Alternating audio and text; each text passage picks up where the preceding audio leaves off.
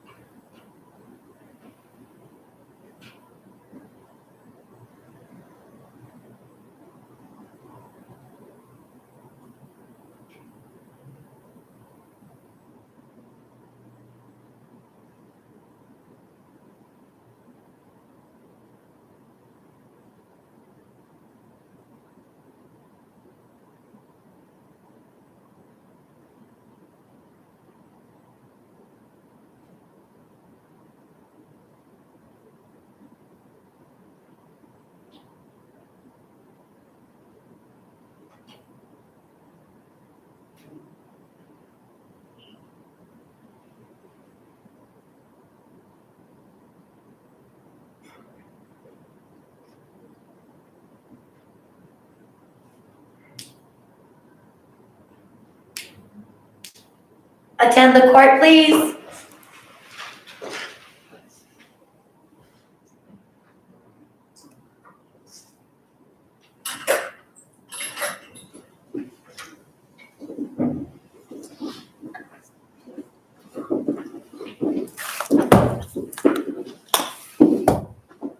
Honorable Supreme Court of the State of New Mexico. Please be seated.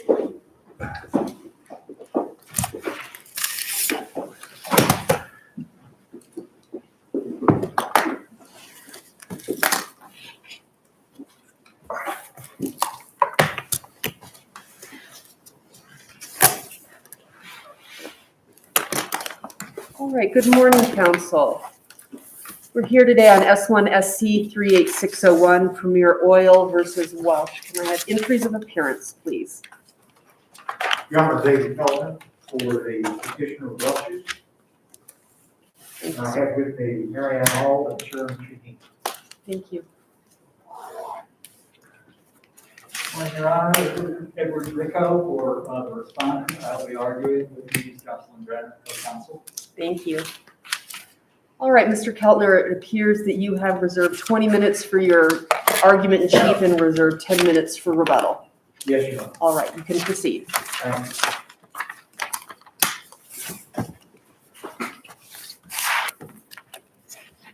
If it pleases the court, again, I'm David Keltner. I'm proud to represent the Welch petitioners. I know that it must be strange that a Texas lawyer appears in front of you trying to explain what New Mexico law is and what it should be. Let me explain why that happened. Our partner, Harold Hensley, who could not be here today due to a travel restriction, is a New Mexico lawyer, former main partner of the Hinkle law firm. He's been the lead counsel in this case from day one. We have been assisting him. Additionally, let me also say it's a pleasure to appear in front of you with Ed Rico, a noted lawyer. We share membership in a professional organization, and it's an honor to cross shores with him. First off, the question in this case is whether Premier's actual notice of Marie's 1974 will, filed in the county deed records, is trumped by the 2017 airship judgment. We believe the answer to be no. We seek reversal and want to make sure you're clear what we are asking for. We seek reversal of the Court of Appeals holding that Premier was a BFP. And we base our argument on New Mexico's statutory and common law. First off, as you know, Section 1492 provides that recorded instruments are noticed to all the world, even if they're not reviewed. But in this case, we're going to be able to demonstrate to you through undisputed evidence that they were. So Second, let's start right there. 1974 will, you have a 1975 judgment that does something different with that will. Your Honor, I would Why? I'm sorry. Why can't Premier rely on that judgment? Because your clients, to the extent they are seeking half of that which is in Herb's estate, I think you've got a statute of repose problem there. But why can't Premier Oil rely on the 1975 judgment, which then takes all the marbles and gives them to Marie?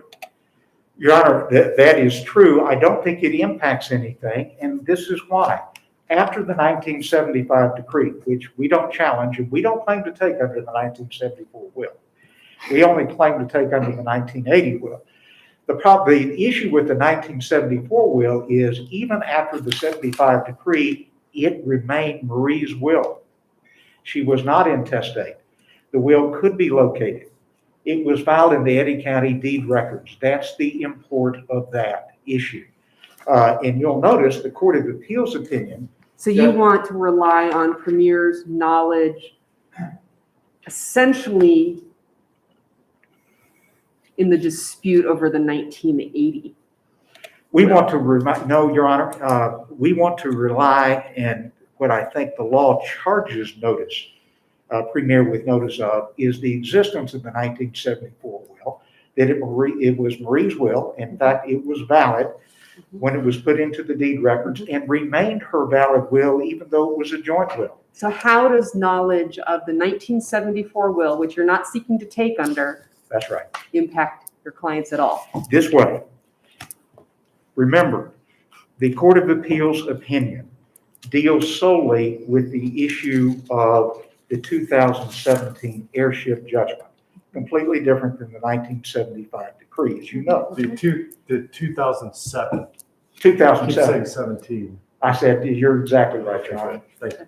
Sorry, go ahead. Forgive me. That's okay, that's okay, just want to. Well, there are 4 dates and I I mess them know. up We every know. time. Not a problem, I don't want to be messed up. Okay. No, that's exactly right. Thank you for the correction. Remember, the Court of Appeals judgment relates to the 2007 airship judgment. And it says that Premier can rely on that for 2 reasons. First off, Premier was unaware of the existence of any of Marie's wills. And second, given that no person had ever contested the 2007 airship judgment, was justified in relying on the decree entered therein. That's paragraph 53 of the Court of Appeals opinion. The important thing about that is this. First off, did Premier not know of the 1974 will? We know they did. We know they did for 2 reasons. First off, Section 14-9-2 charged them with that knowledge as a matter of law. They can't escape that. Second, they actually looked at the will. Their lawyer did, and if you look at paragraph 51 of the Court of Appeals opinion, the Court of Appeals says that. The other side admits that in their brief. So did they know of the 74 will? They did. So that can't be a basis. Second thing is, no one appeared to contest. Absolutely true. No one did because we did not know about it. And in fact, the service, as you know, and the Court of Appeals opinion was found to be void on publication basis for a couple of reasons that had to do with the 1974 will. It identified 1, who were interested parties, and 2, the kinds of things that you would look at to get the kind of publication service that will withstand a due process challenge. So the issues there are problematic, I think, for the other side. The bright line is this, I think. One who has notice, whether it's charge notice or actual notice, and again, I want to emphasize, we have both in this case. We have charged actual notice through 14-9-2. No doubt about that. And we also have the knowledge of they actually reviewed the 1974 judgment. If you have Counsel- notice of those things. Counsel, I'm still struggling with what the relevance of the 1974 will is in light of the 1975 judgment. The judgment says that all of the property now belongs to Marie. It is Free and no- clear, straight out, it's all Marie's. So the question becomes, when Premier is looking at, even if they look at the 1974 will and say, yeah, somewhere in here it says that the Welches get an interest at some point. The judgment does not say that. The judgment resolves the interest in that property in favor of Marie. How is Premier supposed to know that there's still a claim with the Welches when it looks like the court has resolved that issue and given all of it to Marie? Here's the answer, Your Honor. No doubt the 75 decree gave everything to Marie. We're not disputing that. And you haven't seen anything in our briefing that does that. Now, the Court of Appeals, candidly, we did. But we don't hear. What happened, though, is, and here's the direct answer to your question, the 74 will served as notice that this was still Marie's will. I mean, Marie's devices under the will were still good. But Marie's will says nothing about it going to, it doesn't go to, she didn't give anything to the Welches, it was her. No, it actually does. If you read the will is clear. The survivor of the 2 agreed to give the community share of the other to very specific people. And the Welches— At the time of Herb's death, not 40 years later. Your Honor, I would disagree with that. I don't think the will says that. The will does not put a temporal issue at the time of death. The 1974 will continued to be Marie's will until she did the 1980 will. Importantly, remember, the 1980 will kept her promise to Herbert and devised to Joe Welch on one side and to her heirs, the Griffins and Alderman on the other. So the result was the same.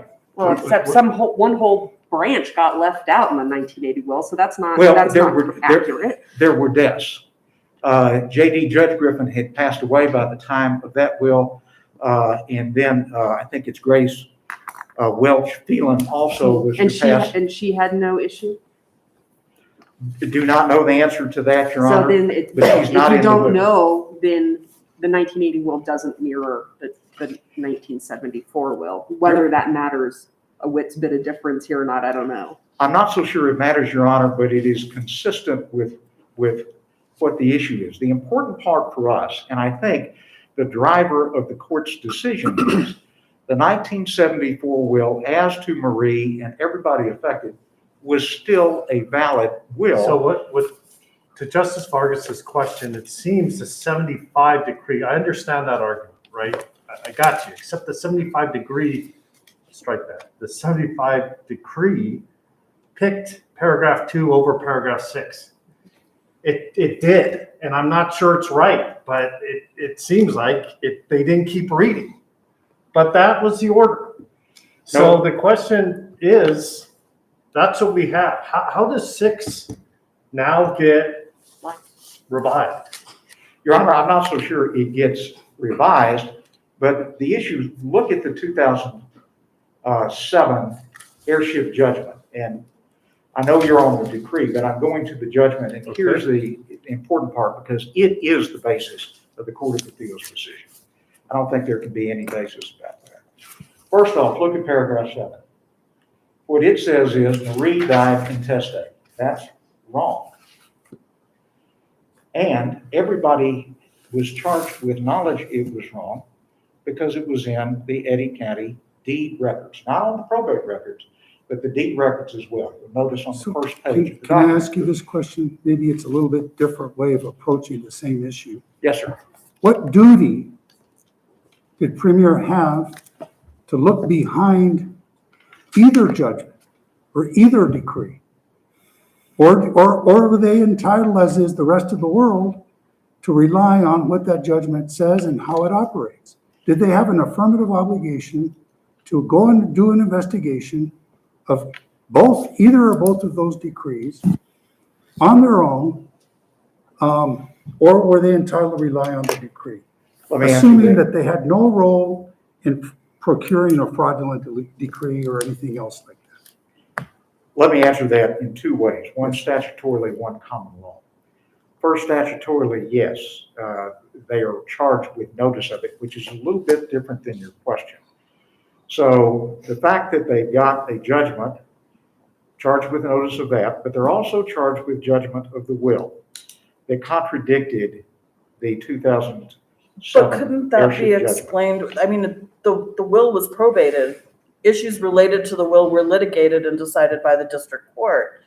Why would Premier have to go look behind that? Couldn't they just assume that what the district court found and put in its judgment regarding the terms of the will are what they're charged with notice of? We don't have to go back and look at the will again. And Your Honor, what I'm talking about was the 2007 airship judgment, Okay. which is in intestacy proceeding. And let's think about. Same thing as to the 207. Well, and let's talk about that for a second, because I think it is the crucial part. Of course, the Court of Appeals found it to be. We know that the deed record conflicts with the 2007 airship judgment. We also know that it was an airship proceeding. It was ex parte. In fact, if you look, you'll notice that the way it went down is this, and it's unusual. It may be usual in some pedestrian situations, but what happened there is the petition is also the decree. It is drafted by Ralph's lawyer, signed and submitted to the court without any alteration or change. No one appears to bring anything about the 1974 will to the court's intention, which would prove no intestate, to that a will had been located. And that is a potential problem. That's where we claim. Was there a will located? It was in the deed records. So what's the impact on the original will, the joint will, after the decree is handed down that seems to end all the devisements. What impact does that have on the 74 will? Does it still exist? Yes, obviously it exists. It exists and it is still a will, and it's still Marie's will. She has title, though, to all the property that passed. And she changed the title, right? Well, To herself after the decree awarded all the property to her, right? they awarded all the property to her, which, again, we're not challenging, but she had a will devising that property. And that's our point. So can we talk about notice? Because, can we talk about notice for a minute? It seems to me that your clients are claiming they were entitled to specific or direct notice. And that part of their complaint here is that didn't happen, that it was generalized published notice. Is that a fair statement of your position? Yes, and that is what the Court of Appeals held. But Yes. doesn't matter, I don't have to agree with them. So if I'm looking at adopting your point of view, that Herb dies, will is probated, all of the marbles are given to Marie, but there's still some iteration of this will out there. We don't really know what it is because it's not in the record what was actually presented to the trial court in 1974 for purposes of probate. But it's on its face, the judgment extinguishes the Welch's claim. On its face. I'm not saying you agree with that, but the judgment says Marie gets all the marbles, see you later. So if that is a fair interpretation of the 1975 judgment, moving forward in time, the Welches are no longer a party entitled to direct notice. They can be notified through publication if that is true. Same as aldermen can be notified through publication. So how can you disabuse me of that perspective that notice here was just fine? Notice by publication is hunky-dory in this situation, and we don't need to worry about that at all. I'm going to address that by doing something you may not like. I'm going to attack your premise a little bit. No, that's okay. And here's the reason. What I think we disagree about is this. There's no doubt that the 1970 decree gave the property to Marie, and that's what the will called for. Marie was going to get the property under the 1975 will by its very terms. It's just that upon her death, she had agreed with Herbert to transfer it to very specific people, and he had done the same with her. That's why I say there are two things here. First, no doubt that the 1980 will did something like that. Your Honor is quite right to point out, Chief Justice Bacon, that it's not a mirror image, but it's doggone close. The language in the will, that the survivor shall divide our estate, which is community property, in the following manner, to wit, the community interest of Herbert Welch shall be equally divided between Joe and Grace, doesn't say upon Marie's death. It's not giving her a life estate in half of the community property. So I am not convinced, and I don't know what the trial court decided in 1974 or 1975 because nobody put it in the record what those pleadings looked like, what the fight was. But it's equally a reasonable result that the trial court, the probate judge then said, this will is ambiguous because I think there's an argument to be made that it is.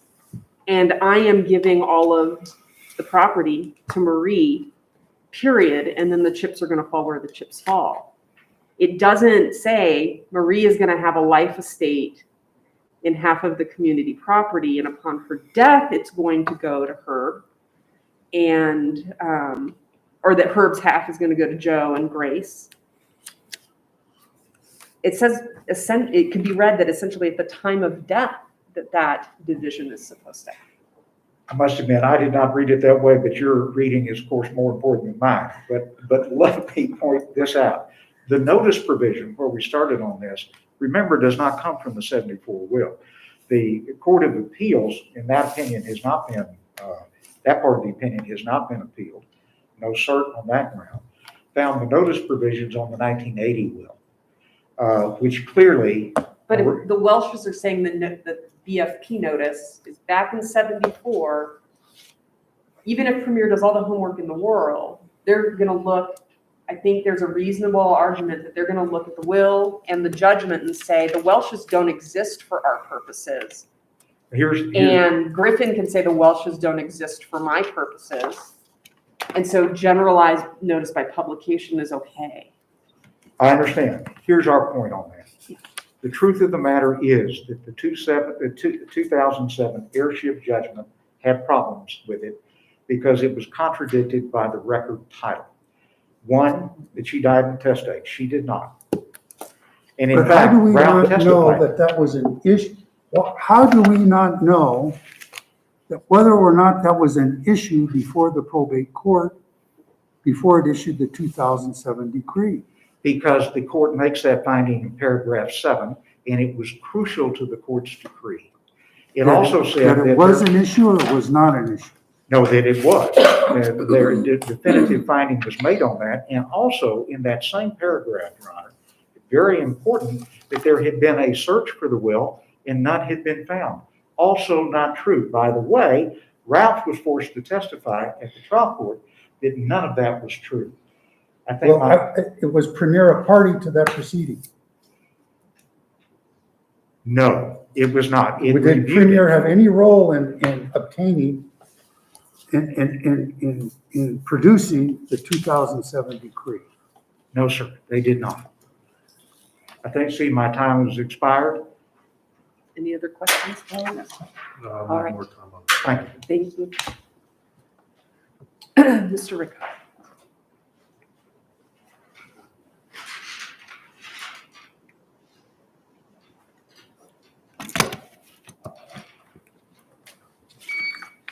Good morning, and may it please the court.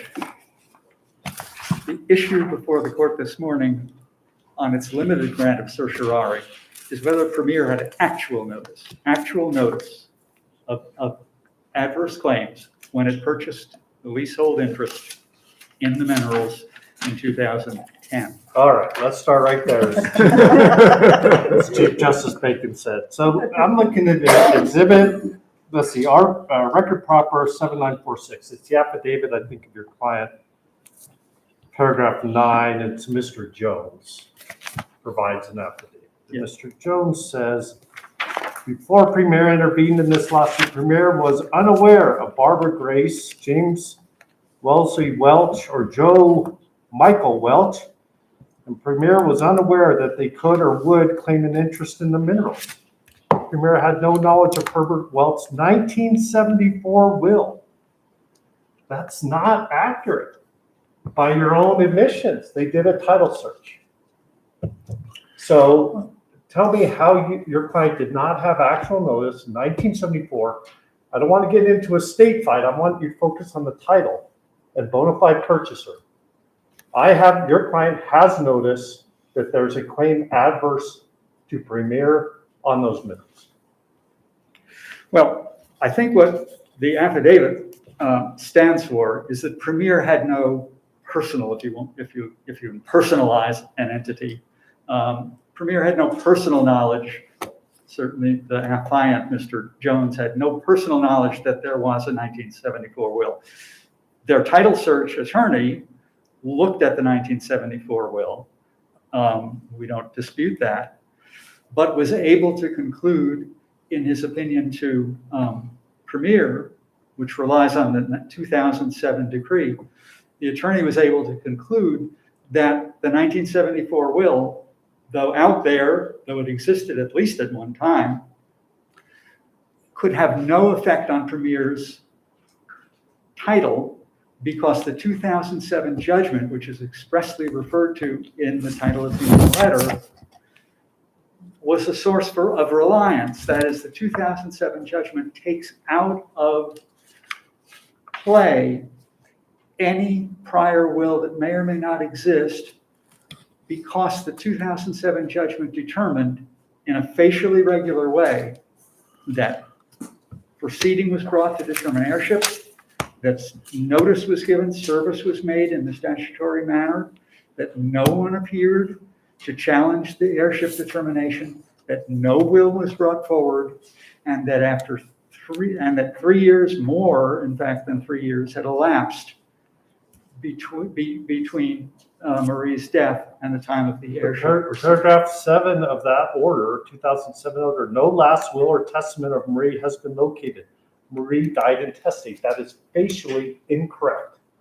That's facially incorrect. Well, not so, Your Honor, because what happened there was the court applied the conclusive presumption of intestacy that exists under New Mexico law when no will is brought forward and no probate proceeding is instituted for more than 3 years after the death of the decedent. That is the logical flow of what happened and what is stated in the 2007 So is the judgment. Welch's beef really with Griffin as opposed to Premier Oil then? Because isn't it arguable that Griffin knew that there had been a will in 1974? I missed the very beginning of your question, Your Honor. I'll be more straightforward. Did Griffin know of the 1974 will? Griffin knew of at least a will. I believe it's a 1976 will, which is sort of out on the periphery. That's right, I forgot there's that little aside. But Nobody pins down. Griffin wrote to Mr. Alderman, who was also, a relative and Yeah, cousin. apparently involved in some way, and asked about the 76 will. So But if there was- somebody had looked at the title, wouldn't they have found the 1974 will? Your client did that to follow up on that. Yes, I mean, we aren't disputing that if someone did a title search, they would find the 1974 will. They would also find the 1975 decree. They would also find the 2007 judgment, both of which were judicial determinations facially regular on which any title attorney and on which Premier could rely in determining that Premier's title was clear and there were no lurking claims out Because there the court remaining. had said, nope. Welch's under 1975, under my reading, don't get anything. Well, that's Because right. the 1975 judgment finds that Marie Welch is the sole heir, devotee and person interested in Herbert Welch's estate, and finds that Marie Welch is the sole beneficiary and gives her all the property.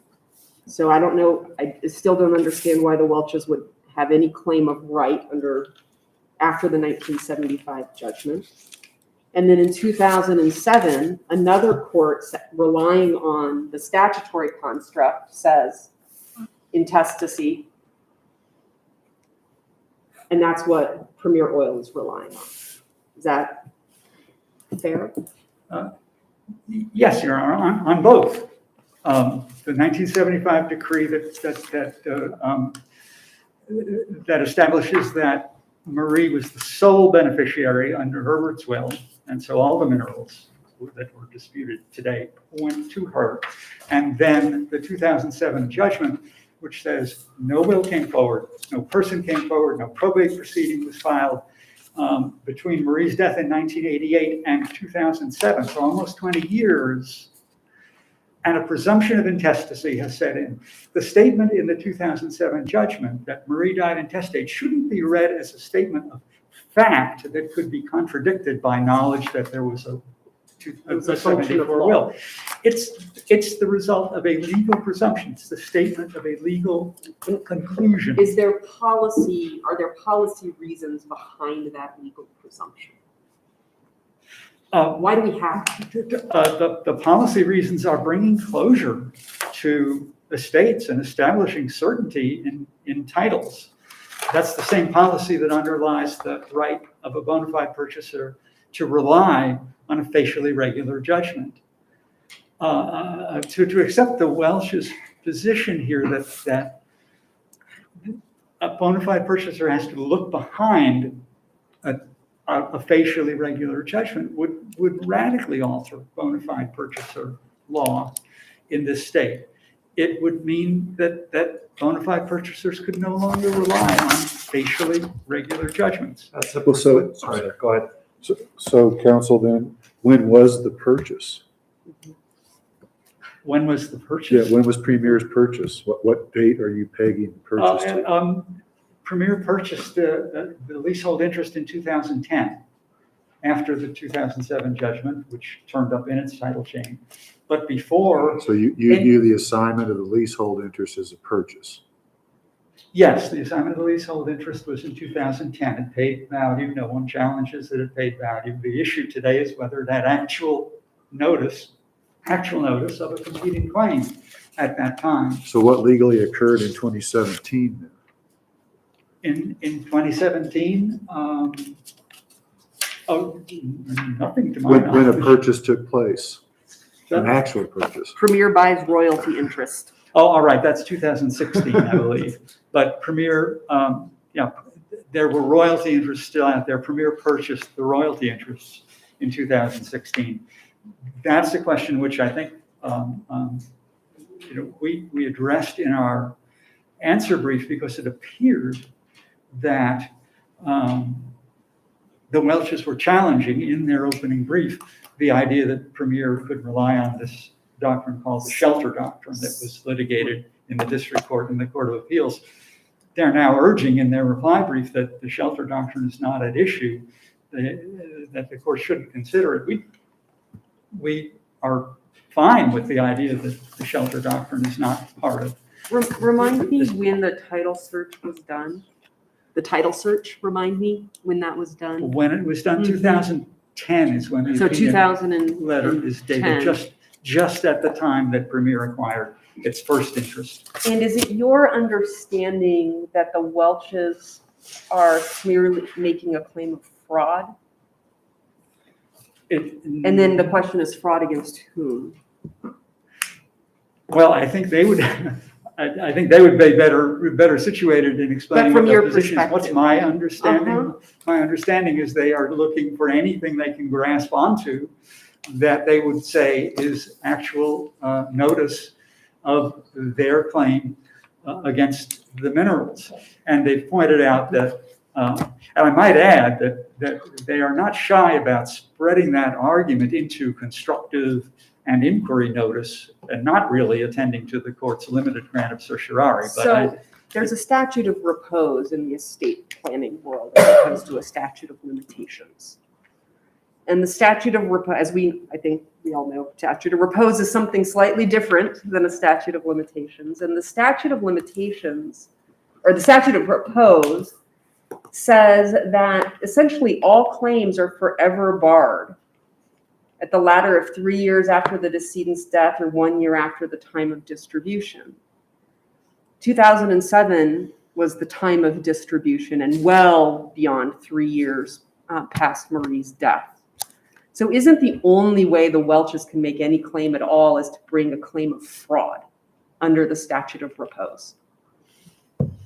I'm not sure they can make any claim anywhere, but they Well, certainly this section does not bar an action to recover property or value received as the result of fraud, is the only exception to the statute of repose. There's no discovery rule, no, age of infirmity type of exception like a statute of limitations. So it seems to me the only way the Welches can do anything with respect to Marie's, the distribution of Marie's property is to make a claim of fraud. And I don't know who the claim of fraud is against for purposes of bypassing the statute of repose. Well, it's certainly not against Premier that was totally innocent of anything that happened before it acquired. Because it wasn't involved in the 2007 litigation. Exactly right.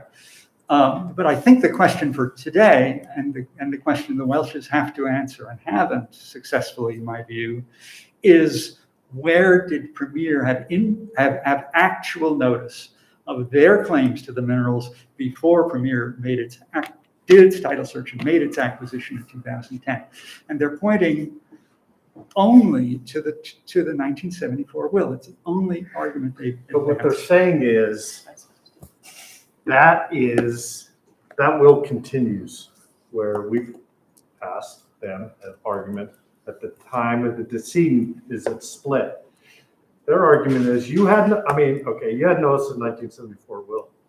And that will continued to exist with her as she proceeded through her life. So the subsequent judgment doesn't affect it, especially the subsequent judgment that is wrong, according at least to the Court of Appeals. That's exactly what they're saying, Your Honor. That's certainly well summarized. Okay, so explain then, the Court of Appeals sorts of admits, and it's a question for me, this inconsistency in dispensing of the 2007 judgment and saying, yeah, but they're still bona fide purchaser. Did you read that in the Court of Appeals opinion? They said, okay, we're gonna dispense with this 2007 judgment, but it doesn't affect Premier. What is the reasoning? Is it just the notice issue the Premier had? Well, I mean, the issue for Premier is, did Premier have actual notice? Was the 1974 will, which it was aware of when it did its title search, actual notice that there were claims out there that could be brought against the minerals Right, by, and you're relying on the 2007 judgment, right? and we are, Okay. Do you agree and with the me? 1974 decree as well. Okay, fair enough. Do you agree with me the Court of Appeals, at least in part, challenges the 2007 judgment on notice? The Court of Appeals held it was a void as to the Welches Thank you. for a notice defect. That's Okay. right. And why is that? Why is that a correct or incorrect conclusion? Why was that A correct or incorrect conclusion? we don't challenge the conclusion. Yeah, but why is it correct in your mind?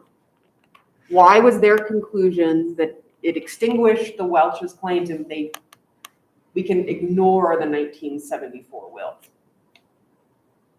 Oh, why? So you're not asking, Your Honor, why was the voiding the 2007 judgment with respect to the Welch's correct or not correct? Because we don't quarrel with that. But what difference did the 2007 judgment make in our analysis, Premier's analysis Sure. of notice and of its title?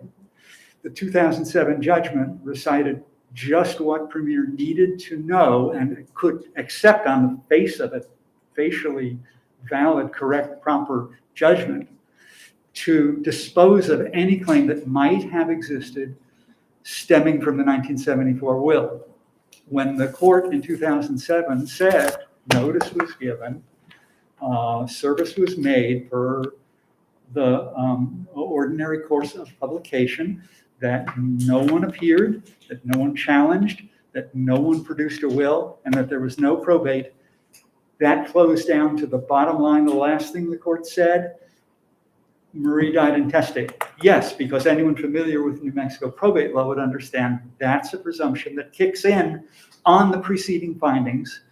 And as long as that's not a fact that you question in your mind saying, but there was a 1974 will, that is a determination that whatever and wherever has become of the 1974 will, no one came forward, no one presented it, no one probated that will or any will.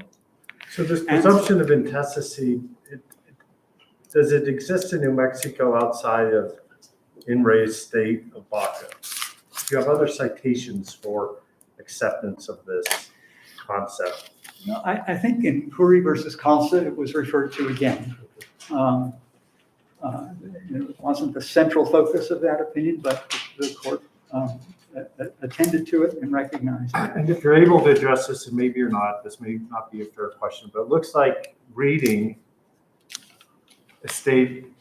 in-raised state of Baca, it relies on a Montana case that itself was, Montana's reversed itself on. If you can address that or not. That case is premised on a Montana case that's been flipped. If you're not familiar with it. I'm generally familiar with that, Your Honor, but I would say that the presumption of intestacy was still there in New Mexico law, and there was really no reason not to read it into the 2007 judgment. The court certainly by all appearances applied it, and by all appearances that was regular. Let's talk about the application of Archuleta versus Welch. Okay? And whether can Premier or anyone rely on a judgment that is void on its face? No. Okay. So, and I think I understand your argument. You are saying in the 2007 judgment paragraph that says she died intestate, that is not facially invalid. You are saying that is legally invalid, meaning because of the presumption of intestacy, that judgment cured the factual defect. Tell me how that 2007 judgment is not facially void based on paragraph 7. Right. Okay. Because that is not apparent. And extrinsic evidence had to be produced on a collateral attack on that judgment in order to void it with respect to the Welches. It's not facially void as a consequence of the statement that Marie died intestate, because that is not a factual statement that is contradicted facially by the existence of the 1974 will or knowledge of that existence. That is a legal presumption that the 2007 judgment is saying in so many words that given the lapse of time, the absence of any challenge, the absence of a probate, and the fact that no will has been produced, Marie died intestate because there's a presumption. Anyone familiar with New Mexico probate law at the time would understand that to be the flow of logic and the conclusion. Because at a certain point, we have to stop the obligation to keep looking. Is that a fair reading of the presumption of intestacy? At a certain point, the parties have to be able to say, I got nothing, we need to go ahead and probate this estate. Well, yes, so that kind of interest in finality, interest in closure is exactly what's underlying the time limits that are put on this. This is a case involving a bona fide purchaser. The bona fide purchaser doctrine requires reasonable diligence by a purchaser when it acquires property. And that reasonable diligence would include or allow reliance on a facially regular judgment that affects title to the property, as long as it was attended to and understood to say what it says. But there's something else the bona fide purchaser doctrine implies, and that is it requires diligence on the part of someone attempting to assert contrary rights also. It contemplates that they will take some action to protect their interests so that their interests can be discovered. And it's not surprising in this case that where the Welches took no action to assert their interests in these minerals for 25 years, that intervening rights, like Premier's, would arise. That's why the bona fide... Or someone concealed that fact from the Welches, and that's the hard thing about this case. I mean, I'm not sure it's fair to say they were just sitting on their hands. I mean, there's no indication they had much notice. Well, I think they were certainly aware of Marie's passing, and that would seem to be enough to generate some degree of inquiry and some degree of interest and some degree of activity to pursue whatever they thought was theirs out of Marie's estate. And to wait 25 years to pursue that gives ample opportunity for a bona fide purchaser's rights to intervene. That's what happened in this case. Mr. Rico, whether a judgment is facially void, that determination is made only by looking at the four corners of the document, just to be clear. Is that right? If a judgment is facially void, it has to be determined within the document Within the four itself, yes. corners of the document? Yes, Period. You don't go outside it, you don't go behind it, you don't do any of that stuff. that's right. That's right. And this, you're asked about these cases, Archuleta versus Landers, as I read it, at least towards the end of that opinion, seems to say that Premier Oil, and if it wasn't party to any fraud in procuring the judgment or any inequitable conduct in obtaining the the 2007 judgment. Basically, it's binding, that facially valid on its four corners judgment is binding on the world unless somebody has come forward and proved it to be invalid. Well, I think that's right. In the concluding part of Archuleta, where the court lays out what the law is that it's about to apply to determine the sufficiency of the complaint in Archuleta, it borrows from Oklahoma law, and there are 2 points made very clearly. One is that a purchaser has a right to rely on a judgment that's not void on its face, and the second is that the purchaser has a bona fide purchaser has no obligation to look behind the judgment. Those are the principles we rely on. Those are the principles that the Court of Appeals applied. Premier relied on the 1974 decree and on the 2007 judgment. The 1974 decree put title to the minerals exclusively in Marie and eliminated any interest that that will could have produced or provided to the Welches.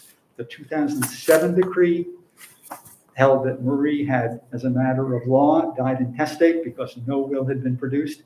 That takes any residual effect of the 1974 will as Marie's will, which is what the Welches have been emphasizing.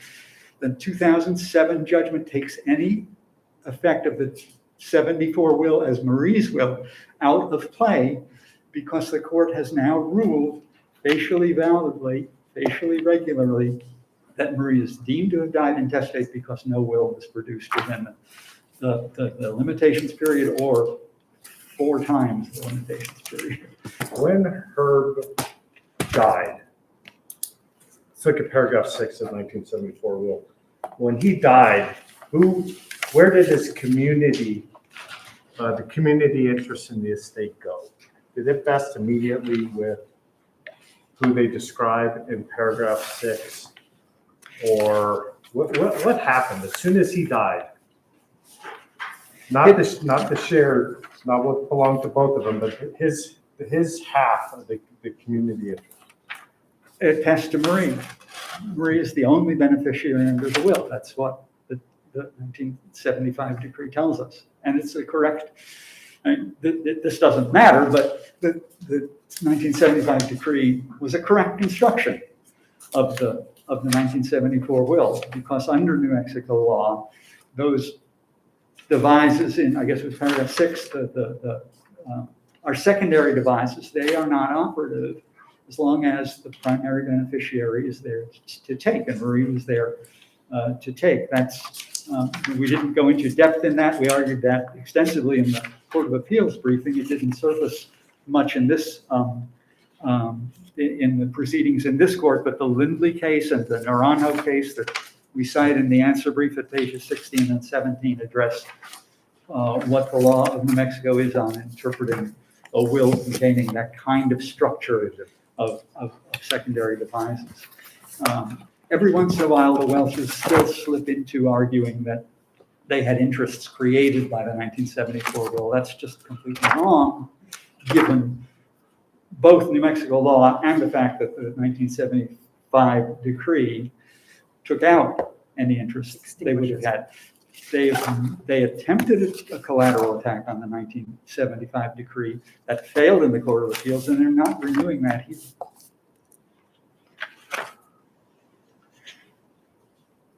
Affording certainty and stability to titles founded on facially regular judgments, which is the position we advocate, is critical to maintaining solidity and stability and the economic value of interests in land in this state.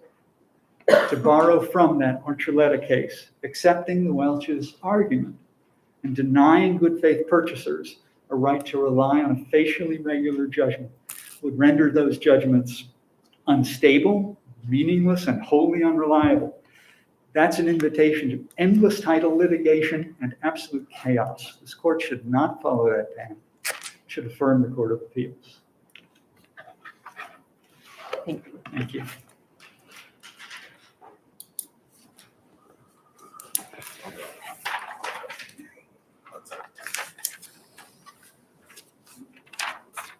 Take your time. It's all right, Your Honor, I have some surgery on Monday, so Yeah, no. it's, I'm all right.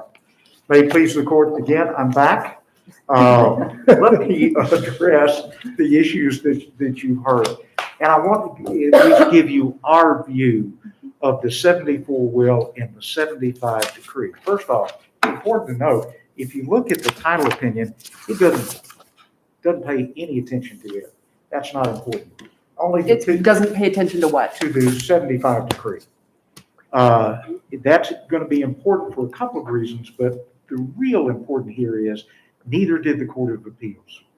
Court of Appeals relied totally on the 2007 airship judgment, which was proved by the 74 will to be incorrect.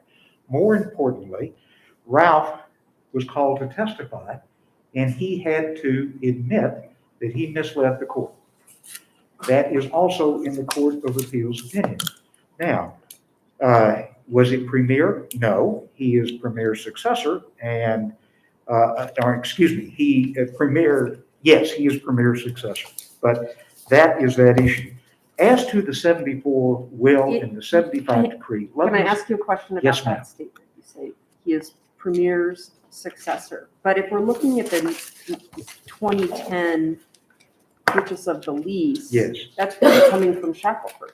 It's coming from Shackelford. No, I'm sorry, Your Honor. I was saying he's in line of title. I Okay, probably all mischchose right. my Just words. wanted to. No, it's my fault. I was not as precise as I That's needed okay. to be.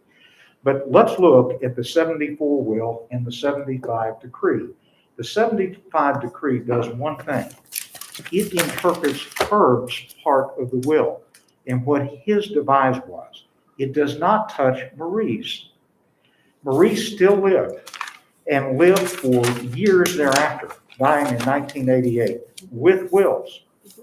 She was testate, and the 74 will was valid as to her still, with her having the property, but devising it to the very people we claim through. That's the important The thing. quarter interest.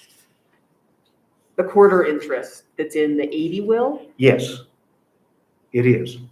but if there's an 80 will, then why are you relying on the 74 will? No, we're relying on the set. Now, I want to make this clear, and I think it's my fault. I think I've confused you.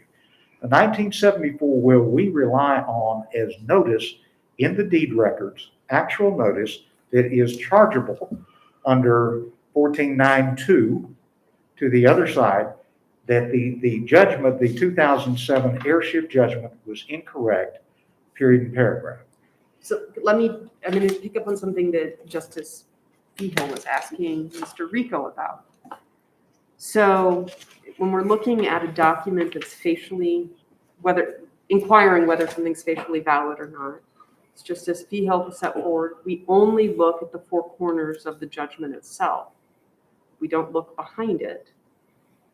And if it's facially valid looking at the four corners, why are we charging purchasers from looking behind a judgment, especially when the purchaser was not a party to the litigation that gave rise to the judgment? Two reasons. First off, Justice Behill is quite right. If something is facially valid or not is determined from the four corners. The issue, though, is, are you charged with knowledge under New Mexico law by the legislative mandate that notice in the deed records is notice to all the world? And the answer to that is indisputably yes. And let's talk about Archuleta. Justice Behill brought that up. Interesting case. Remember the differences. In Archuleta, they were determining whether it was void based on service. The court has done that. The Court of Appeals has done that. That's not appealed here. That's not the issue. In that case, everybody agreed, and the court went out to great pains to say that Landers, who was at that time the owner and was the defendant in the lawsuit, was a bona fide purchaser. Our lawsuit is totally about whether that is true here. Archuleta does not apply to our fact situation, and Baca doesn't either. If you look to McElvay, which is a case that comes later, or not later, it's in between, and it's by a person with your same name, but I know it's not you. The truth of the matter is the court said, look, in quiet title judgments, we give specific attention to those because they do determine title. Now compare, and there are requirements for a suit to quiet title, and there are also requirements for heirship proceedings. Compare the two. In this case, there is a petition. The petition turns into the court's judgment. Problem one. Problem two is, we know as a matter of law, we are all charged with the same knowledge. We know that paragraph 7, which was the crucial part of the heirship proceeding, was incorrect. The other side said it was. Counsel, how do you address Mr. Ricco's argument that paragraph 7 is not a statement of fact, it's a legal presumption? Why can we not accept that legal presumption that if no one shows up after 20 years, we can assume that Murray died intestate? And again, I'm sorry, all my answers have two reasons it appears today. Here's the reason, I think. First off, he said that's what he did. That is what Ralph Griffin said. I couldn't locate it. He was misrepresented. He knew it existed. He knew there was a 74 will, and he admitted that in the testimony in this case. Now, it's not Premier, it's Ralph. Number two, does the presumption of intestacy apply in face of a statute that is a legislative directive? If what's in the county records is notice to the world. But there has to be an end date. There has, that 1974 will is going to stay in the county record Right. forever. It'll be there 100 years from now. At some point, there has to be an end where people can rely that this is how the world is operating and this is how it is. Even if it's wrong. Even if it's wrong. No doubt about that. And so why can we not rely on that presumption that if no one shows up in 3 years, and here we're talking about no one showing up for 20 years, why can't we rely on that presumption to say it's done, Premier can rely on the fact that there's no one else out there? Your Honor, let's make sure that we're talking about the same thing, and then I want to answer your question and I will finish with that. And you're right. We do, even if it's wrong, the presumption might apply. But look at it in this case. And I will tell you, finality of judgment is a wonderful thing, and all of us live by that. But the truth of the matter is, the purpose of the BFP statutes, the purpose of Chapter 14 and the 1, 2, and 3 of those is to protect people who are innocent in terms of what they know and what they don't know. What did Premier know? And this is important. Premier looks, it finds the 1974 will. Paragraph 51 of the Court of Appeals opinion says the record demonstrates that. They admitted in their brief. So they find it. Number two, they point out potential problems with it. Could be obtained by fraud, it's ex parte. Could be it's not obtained by fraud, number one. Number two, there could be due process concerns. Exactly what the Court of Appeals found. Here's the public policy I think you ought to care about. And that is, especially in these days of private equity funded matters, people take risks. And they look at something like that and they say, well, do we call Ralph? Do we find out what's going on? If they called Ralph, they would have gotten the answers they needed. There's no doubt about that. When he came clean, he came totally clean. And they took a risk. And as this court said in 1888, even days of the territory, in the U.S. versus San Pedro case, when you take a risk, you're charged with the responsibility of that risk. In these things, these happen all the time, as you know, in the oil patch, the Texas and New Mexico share. The truth of the matter is people reduce prices because there are those types of things, and they take the risk. If they do, they're not entitled to good faith purchaser status. As a matter of law, that's true under your statutes, under Section 16, but more importantly, it's good public policy. No one can be a bona fide purchaser for value if they have knowledge that what they are taking is not good title, even if they have notice of an adverse claim. I disagree with that on one crucial point. We think that constructive notice is in this case, and certainly inquiry notice is in the case as well. nothing in item question 2 that you did not grant cert on dealt with that at all.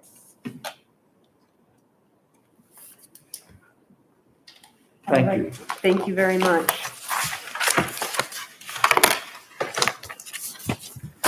Council, thank you for your presentations today. And the case is deemed submitted as of today. And the court will endeavor to get you a decision as soon as we can. Thank you very much. Attend the court, please.